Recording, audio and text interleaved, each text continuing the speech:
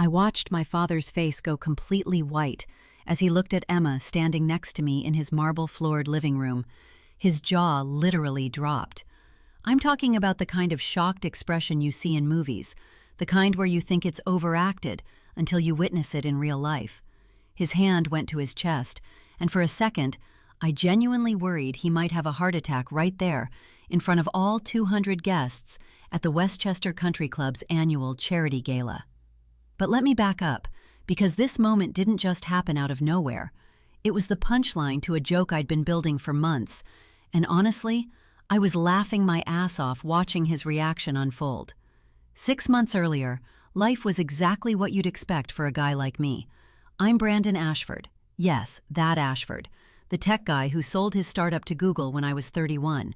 The money was ridiculous. We're talking 8 figures in liquid assets, a penthouse in Manhattan that cost more than most people's entire net worth, a Range Rover, a Tesla, and all the trappings of success that come with being a young billionaire in New York City. My father, Richard Ashford Sr., had built a real estate empire over 40 years, but my exit made me worth almost as much as he was. And let me tell you, that shift in family dynamics was interesting. I was living the dream, or at least, that's what everyone told me. The problem was that the dream was suffocating me. Every woman I dated was either a model, an influencer, a hedge fund manager's daughter, or someone whose primary qualification was looking good at galas and charity events. Don't get me wrong, they were beautiful, smart, accomplished, but they were also predictable. They cared about the right restaurants, the right clubs, the right neighborhoods. They knew which fork to use at a 12-course meal. They could name-drop their way through any conversation about contemporary art or European real estate, and they bored me to tears. I was sitting in my penthouse one random Tuesday night, scrolling through my phone, when I saw the Instagram story of my friend Marcus. He'd posted a video from this hole-in-the-wall bakery in Astoria, Queens. Not Manhattan, not Brooklyn, which would have been acceptable because it's trendy, but Astoria. The video showed this woman, late 20s maybe, with flour in her hair and the most genuine smile I'd ever seen, pulling a batch of croissants out of an industrial oven.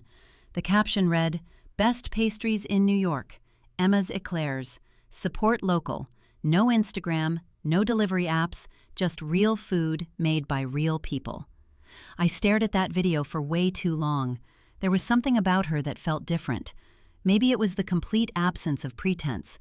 Maybe it was that she looked like she actually cared about what she was doing rather than how she looked doing it. I told myself I was being stupid. I told myself that going to Queens to find this woman would be the most ridiculous thing I'd ever done. But here's the thing about having unlimited money and limited entertainment. You start doing ridiculous things just to feel something. So I went. Emma's Eclairs was a tiny storefront wedged between a dry cleaner and a bodega. The window display was simple, about 20 pastries arranged on a marble slab, handwritten labels in beautiful calligraphy. No fancy lighting, no Instagram-worthy staging, just really good pastries that looked exactly like what they were. I pushed open the door. A bell chimed. The smell hit me immediately. Butter, vanilla, caramel, chocolate. Real smells, not the artificial vanilla pumped through high-end bakeries in Manhattan. She was behind the counter, boxing up something for an older woman. Emma, I assumed. No makeup, hair pulled back in a messy bun, wearing a white apron that had various stains from the day's work. She was absolutely ordinary, and somehow that made her extraordinary. "1 second," Emma said to me, her focus completely on the customer in front of her, making sure the box was secure, asking if she wanted a napkin. "You have a good day, Mrs. Chen. Same time tomorrow?" "Wouldn't miss it," the older woman said, and left with genuine affection in her voice. When Emma turned to me, I forgot what I was going to say. "Hi," she said. "First time?" I nodded like an idiot. "What's your poison? We've got eclairs, obviously, croissants, macarons, tarte tatin, and today's special is a lavender honey cheese Danish." I ended up buying 3 eclairs and a croissant, even though I'd already eaten dinner. I sat in that tiny shop for 40 minutes, pretending to work on my laptop, just watching her move around the kitchen, visible through the open doorway. She was completely in her element. She knew every regular's name. She joked with the high school kid who worked part-time. She comped an old man a coffee when he came up short on cash. When I left, I knew I'd be back. And I was. Every Tuesday and Thursday for 2 months, I made the drive from Manhattan to Queens to buy pastries I didn't need from a woman who had no idea who I was. That last part was the hook, if I'm being honest. Nobody knew who Brandon Ashford was when I walked into Emma's shop. I was just the guy who always ordered the same thing but never stayed to eat it. I was nobody, and it felt amazing. The 3rd month, Emma finally asked me my name. Brandon, I said. Simple. No last name. No explanation of what I did or what I had. Emma, she replied, extending a flour-dusted hand. So, Brandon, you going to tell me why you buy pastries every time you come in but never actually eat them here? You got a freezer full of my eclairs at home? I laughed. I eat them. They're incredible. Then why do you never sit down? I'm sitting down now. She smiled, and it was the real thing, not performed, not calculated. Just a genuine smile from someone who'd been nice to a stranger without expecting anything in return. That's when I made the decision that would eventually lead to my father's shocked face in front of 200 people. I was going to take Emma to the Ashford Family Charity Gala. Not as a date, not exactly. I framed it differently. I told her my family was hosting a charity event, and I needed someone to go with because my mother was tired of me showing up alone, and she'd started trying to set me up with daughters of her friends. I made it sound like a favor. I made it seem casual. Emma said no 3 times. Brandon, I appreciate the invite, but I'm not that person. I work until 9 every night. I don't have anything to wear to something like that. I'd be completely out of place. Perfect, I said. You'll be honest. That's not a compliment at a charity gala. It should be. She finally agreed, but only because her business partner and best friend, Tanya, literally threw a dress at her and told her to stop being an idiot. Tanya got it. She understood that I was genuinely interested in Emma, not in collecting her like an experience. Tanya also told Emma that she was hot when she wasn't covered in flour, and that it was time to let a nice guy take her out. Emma had no idea what she was walking into. I picked her up at 7 p.m. on the night of the gala. She lived in a small apartment above a laundromat, 3 blocks from her shop. The dress Tanya had found was simple, black, elegant, nothing too much. Emma had done her hair and makeup, but barely. She looked like herself, just a polished version. She looked beautiful in a way that had nothing to do with expense or trend. The drive to Westchester took an hour. Emma was quiet, looking out the window at the neighborhoods changing from dense Queens streets to the wide, manicured lawns of the suburbs where people like my family lived. Your family knows I'm coming, right? She asked suddenly. My mother knows. My father doesn't pay much attention to the guest list. There will be about 200 people there. You'll be fine. 200 people, she repeated. Brandon, why are you doing this? I kept my eyes on the road. Doing what? This, bringing me. I don't fit into your world. Exactly, I said, and I meant it. The country club was exactly what Emma would have expected. White columns, manicured gardens, valets, women in designer gowns that probably cost more than her annual business revenue. We stepped out of the car, and I felt her tense beside me. My mother saw us first. Caroline Ashford, tall, blonde, perpetually disappointed that I hadn't married into another fortune by now, actually looked surprised, then curious, then something I couldn't quite read. Brandon, darling, she said, air-kissing my cheek and ignoring Emma for a crucial second too long. Who is this? This is Emma, I said. Emma, this is my mother, Caroline. My mother's smile didn't waver, but I watched her do a lightning-fast mental calculation. Jewelry, dress, shoes, hair salon, net worth. Emma didn't register as significant on any metric. How lovely, my mother said, in the tone people use when they find something less than lovely. Where do you summer, Emma? I summer in Queens, Emma said, and I had to suppress a smile. Usually right above my laundromat. My mother's laugh was sharp as broken glass. How authentic.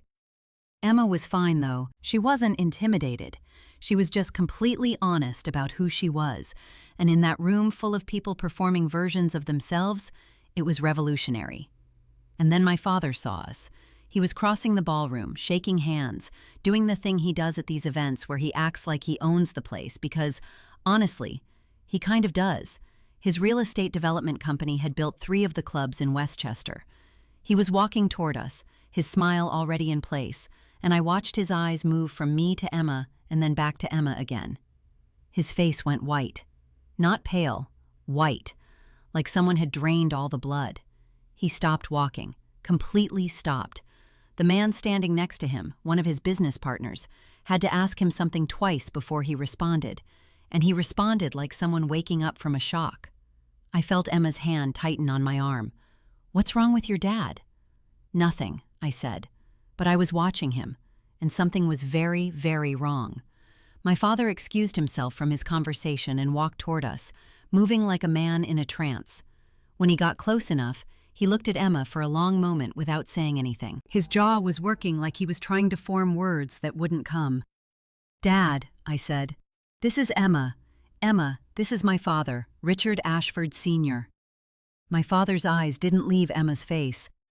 "What's your last name?" he asked, and his voice sounded strange, older somehow, strained.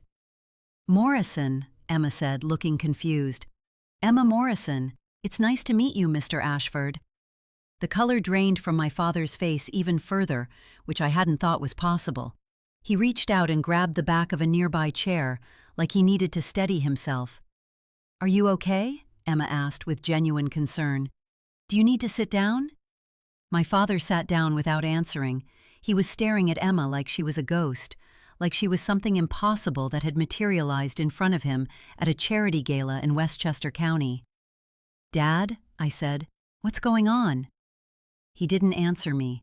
He was staring at Emma with an expression that was equal parts shock, fear, and something else I couldn't identify, something that looked a lot like guilt. And that's when everything started to make sense, and nothing made sense at all. My mother had walked over, sensing drama, and she looked at my father's face, then at Emma, and suddenly she looked almost as shocked as he did. "Richard," my mother said quietly, "is this—" "Not here," my father said, his voice sharp. He stood up, his legs slightly unsteady. He looked at Emma one more time, and I saw something in his expression that I'd never seen before. Pain, raw, genuine pain. "Excuse me." He walked away, leaving us standing there in the middle of the ballroom, surrounded by the low murmur of 200 conversations and the soft jazz coming from the band. Emma turned to me, bewildered. "What was that about?" I didn't have an answer. But standing there, watching my father disappear into the crowd, I realized that I'd walked into something much bigger than a prank. I'd brought a girl to a party, thinking I was playing a joke on my father for being a snob, and instead, I'd apparently triggered something that had nothing to do with me at all. I had no idea yet what I'd done, but I was about to find out. I found my father in his private study on the 2nd floor of the country club, pouring himself a drink with hands that weren't quite steady. The study was all dark wood and leather, the kind of room where old money went to brood about younger money. I closed the door behind me, and he didn't even look up. "Dad, what the hell was that about?" I said. He drained half the scotch in one go. His jaw was working like he was chewing on something bitter that wouldn't go down. When he finally looked at me, I saw something I'd never seen before in my father's face. Fear. Not the fear of losing money or status, the fear of something being exposed. "Where did you meet her?" he asked quietly. "At a bakery in Astoria. Why does it matter?" "Her last name is Morrison," he said. It wasn't a question. "Yeah, Emma Morrison. She runs this place called Emma's Eclairs. Dad, you're scaring me. What's going on?" He poured another drink. His hand shook slightly as he brought the glass to his lips. "How long have you been seeing her?" "I'm not seeing her. We went on one date. Well, half a date. We came here. That's it." My father closed his eyes. He looked like he was in physical pain. "Brandon, I need you to listen to me very carefully. I need you to stop seeing this girl. Immediately. Today. Right now." "No," I said. "You don't get to do that." You don't get to waltz in here, have a complete meltdown, and then order me around like I'm still 16. Tell me what's happening." He opened his eyes and looked at me, and I saw something shift in his expression, a decision being made. He set down his drink. "That girl," he said slowly, "might be my daughter." I stared at him. For a full 10 seconds, I didn't say anything, because my brain literally couldn't process those words in that order. "What?" I finally managed. "Sit down," he said. "No, explain." "Brandon, sit down." I sat. My father took another drink. 30 years ago, I met a woman named Catherine Morrison at a conference in Boston. She was brilliant, sharp, kind in a way your mother isn't. We had an affair. It lasted about 6 months. During that time, she got pregnant. When she told me, He paused, and I watched him struggle with whatever was coming next. "I told her to get an abortion. I told her I would pay for it, but I wasn't going to acknowledge the child. I was already married to your mother. I had you. I couldn't have a scandal." My stomach turned to ice. Catherine refused. She said she was going to have the baby with or without me. I told her if she did, I would make sure she never saw a dime of support and that she'd regret ever crossing me. He looked directly at me. I was a different man then, or maybe I was exactly the same man and just didn't know it yet. Either way, I made threats. I threw around my name and my money. I terrified her. Jesus Christ, Dad. She left Boston. She moved to Queens. She had the baby, a daughter. She never contacted me again. I moved on. I told myself it hadn't happened. Over the years, I pushed it so far down that there were days I could almost believe it was a story someone else had told me, not something I'd done. I thought about Emma, about her small apartment above a laundromat, about how she'd never mentioned having a father, about how she'd said once that her mother had raised her alone and had passed away 10 years ago from cancer. "You never tried to find her?" I asked. "Your daughter?" "No," he said, and the word came out like something he'd been choking on for 3 decades. I was a coward. I convinced myself that Catherine had moved on, that she probably married someone else, that the kid had a father who actually deserved the title. I built a life. I made money. I thought I was beyond the reach of my own failures. "Until tonight," I said. "Until tonight," he agreed. I stood up and walked to the window. The country club's grounds spread out below, all perfect grass and tasteful lighting, everything manicured and controlled, everything exactly as it should be. "Emma looks like you," I said. I was just realizing it, the shape of her eyes, the way she tilted her head when she was thinking about something. "I didn't see it until you told me, but now I can't unsee it." "She has her mother's smile," my father said quietly. "I remember that smile." "Why are you telling me this?" I turned back to face him. "Why not just let me keep dating her and never say anything?" "Because you deserve to know," he said. "And because she deserves to know. And because if you two—" He didn't finish the sentence, but he didn't have to. If Emma and I were siblings, there were implications that made my skin crawl. "Oh my God," I said, and I actually had to sit back down. "Does she know? Does Emma know about any of this?" "I have no idea. Catherine never told me if she planned to tell the child who her father was. For all I know, Emma thinks her mother slept with a ghost." I put my head in my hands.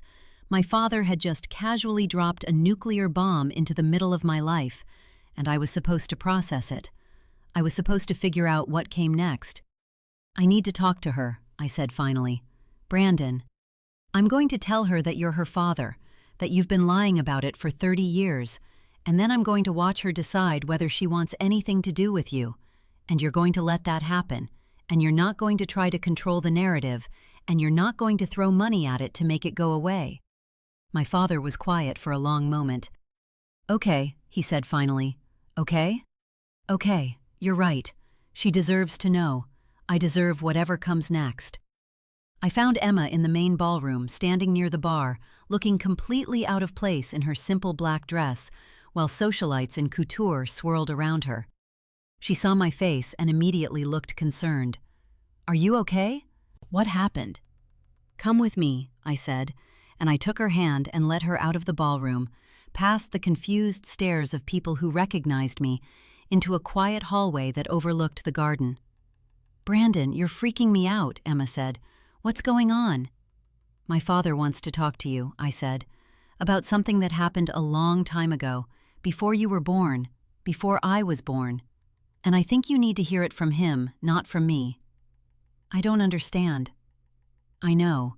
That's why we need to go back to my father's study." My father was still there, still holding his drink. When Emma walked in, he stood up. He looked at her like she was something precious that he'd thought was lost forever. "Emma," he said, and his voice was rough, "I'm Richard Ashford, and I think I'm your father." Emma's face went blank, completely blank. I watched her process that statement and find no way to make sense. "I'm sorry?" she said finally. 30 years ago, I had an affair with your mother, Catherine Morrison, in Boston. She became pregnant. He stopped. He took a breath. "I was a coward. I told her to get rid of the pregnancy. She refused. She left. And I spent 30 years pretending that you didn't exist, instead of doing the right thing, which would have been to find you and be your father." Emma looked at me.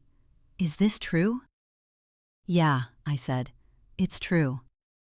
She looked back at my father. "My mother never told me any of this." "I don't know if she planned to," my father said. "I don't know what she told you about your father." "She told me he died," Emma said quietly. "She told me he was a good man, and he died before I was born, and she didn't like to talk about it. I asked about him sometimes when I was younger, but she would just change the subject. So I stopped asking." My father flinched like she'd hit him. Maybe that was worse, that Catherine had chosen to let Emma believe he was dead rather than let him have the chance to be a father. Maybe that was Catherine's revenge, and it was perfect. "I understand if you don't want anything to do with me," my father said. "I understand if you hate me. I've earned it." Emma was quiet for a long time. She was looking at him, really looking at him, and I could see her recognizing something in his face, the same recognition I'd had. "Did you know about me?" she asked. "At all in the last 30 years? Did you ever try to find me?" "No," my father said, and I could hear the shame in that single word. "I didn't." Emma nodded slowly. "Then I'm going to need some time," she said. "I'm going to need time to figure out what this means, whether I want this." She gestured vaguely at him. "In my life. Whether I can forgive you. I don't have answers right now." "That's fair," my father said. "I'm also going to need proof," Emma continued. "A DNA test. I'm not accusing you of lying, but I'm also not going to upend my entire understanding of my life based on what some rich guy tells me at a party." "Of course," my father said. "Whatever you need." Emma looked at me. "And I need to know why you brought me here. If you knew—" "I didn't know," I said quickly. "I swear to God, I didn't know any of this. I brought you here because I wanted my family to see that there was more to the world than what they've been looking at. I was being an asshole and trying to prove a point. I had no idea that my father was going to have a complete breakdown because you exist." She studied my face, and I could see her deciding whether to believe me. "Okay," she said finally, "I believe you." What happened next, I didn't expect. My mother appeared in the doorway of the study, her face a mask of controlled fury. She'd been looking for my father, and she'd found him in a room with a woman she didn't recognize, and her son looking guilty as sin. "What is happening here?" she demanded. My father stood up. "Caroline, we need to talk." "Yes, we do," she said coldly, "but not here, and not with an audience." She looked at Emma like she was examining something on the bottom of her shoe. "You can go back to Queens or wherever you came from. This family doesn't need any more complications." "Actually," my father said, "this family needs to understand what I'm about to tell you, all of you." And then, in the study of the Westchester Country Club, my father told my mother about Catherine Morrison. He told her about the affair, about the baby, about 30 years of denial and cowardice. He told her that Emma was her stepdaughter, and that he'd spent the last few minutes of her life wanting to be better than he'd been. My mother's face cycled through about 5 different emotions: shock, rage, betrayal, and finally, something that looked almost like pity. When he finished, She was quiet for a long moment. "You're going to do right by her," my mother said finally. It wasn't a question. "Yes," my father said. "You're going to acknowledge her publicly if she wants to be acknowledged. You're going to include her in your will. You're going to finally stop being a selfish bastard." "Yes," my father said again. My mother looked at Emma. "And you're going to need a good lawyer to make sure he actually does those things. I can recommend someone." Emma blinked. "That's okay, thank you?" My father looked like he might cry. My mother didn't comfort him. She turned and left the study without another word, but I understood what she'd done. She'd given him permission to be something other than a monster. It wasn't forgiveness. It was something smaller and more conditional, but it was a start. The DNA test came back 3 weeks later. 99.9% match. Emma Morrison was officially Richard Ashford Sr.'s biological daughter. The fallout was spectacular. My father's lawyer drew up amendments to his will, adding Emma as a beneficiary. The business partners who'd been waiting for him to retire suddenly realized that his estate would be split differently than they'd planned. My mother, to her credit, didn't divorce him immediately, though she moved into the guest house and began consulting with a divorce attorney just to keep her options open. And Emma didn't make it easy. When my father reached out to include her in family events, she said no. When he offered to help with her bakery, she said no. When he tried to establish a relationship, she said she needed more time. But she also didn't close the door completely. She agreed to coffee once a month. She let him send her a birthday gift. She was keeping her options open too. About 3 months after the gala, I ran into Emma at her bakery. She was pulling a fresh batch of croissants out of the oven, flour in her hair, that genuine smile on her face. Everything exactly as it had been before I'd brought her to a party that changed her entire life. "Hey," I said. "Hey," she replied. "You coming for your regular order, or are you here to drop another bomb on me?" "I'm sorry," I said, "about all of it, about bringing you there without knowing what would happen, about—" "You didn't know," she interrupted. "I get that now. And honestly, as much as this sucks, I'm glad I know. I'm glad I know who he is, even if I still haven't figured out what to do about it." "He's trying," I said. "He's actually trying." "I know," Emma said, "and that's almost worse, because now I can't even hate him. But I also can't just forgive 30 years of neglect because he finally decided to show up." I understood. I got it completely. "For what it's worth," I said, "I think you're handling this with a lot more grace than he deserves."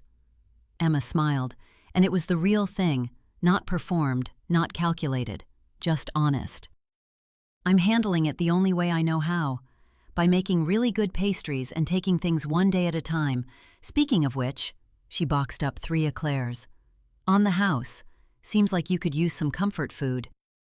I took the box, and I left the bakery knowing that my father had spent 30 years running from the consequences of his choices, and Emma had just started learning to live with them.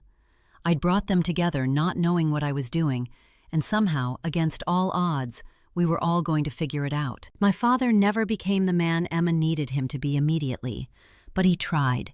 He showed up. He didn't throw money at the problem expecting it to disappear. He accepted that he'd have to earn back a relationship he'd never actually had in the first place. Emma eventually agreed to let him be part of her life. Not as a father, exactly. That ship had sailed when she was born. But as someone who cared about her. Someone who'd finally stopped running.